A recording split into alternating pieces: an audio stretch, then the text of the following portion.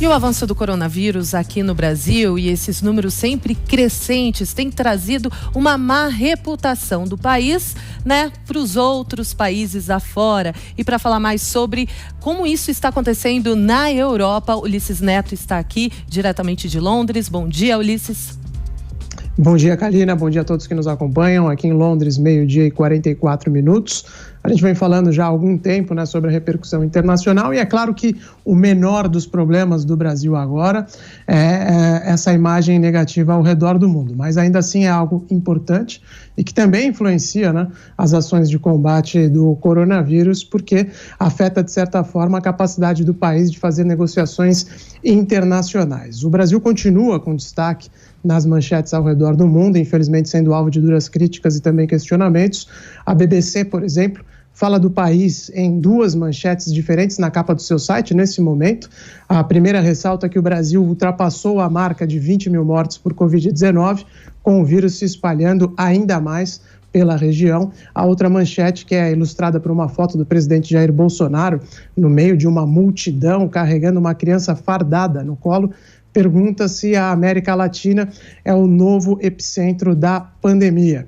A emissora britânica lembra que, em números absolutos, o subcontinente ainda está muito atrás da Europa e dos Estados Unidos, mas ressalta que os testes na região são também infinitamente menores que os dos países desenvolvidos e que pode haver subnotificação de mortes. A BBC ainda fala que, olhando para os dados do Brasil, Peru e México, é possível concluir que o pico na região ainda não foi alcançado. Aqui em Londres também, o Financial Times declara que o Brasil se tornou o principal foco de coronavírus no mundo.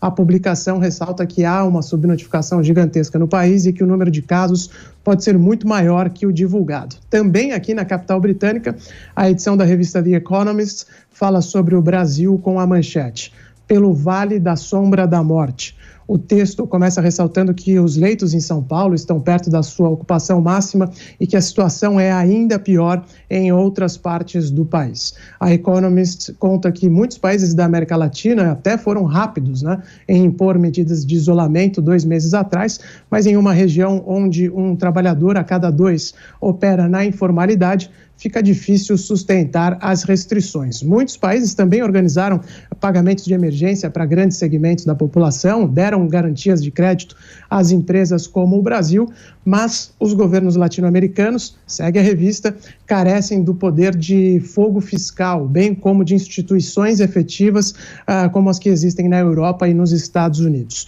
O resultado é que, em vez de ter uma rápida recuperação econômica, como alguns esperavam, a região corre o risco de entrar em um vale sombrio no qual a saúde pública e os meios de subsistência podem sofrer por muitos meses. Os efeitos da pandemia estão exacerbando a desigualdade em uma região que já é desigual, conclui o semanário.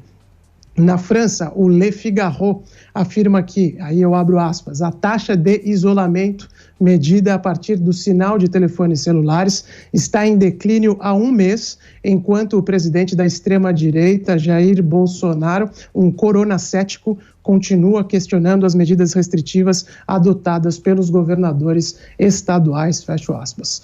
Por fim, na Espanha, o diário ABC tem a manchete: Bolsonaro baixa o tom e aproxima posições com os governadores. Depois de se isolar e discutir com vários líderes brasileiros, o presidente Jair Bolsonaro convocou uma videoconferência com prefeitos e governadores para pedir diálogo, sendo o 3º país do mundo em número de infectados, depois dos Estados Unidos e da Rússia. O presidente expressou preocupação com a gravidade da crise. É o texto do jornal ABC, lá da Espanha. Kalina.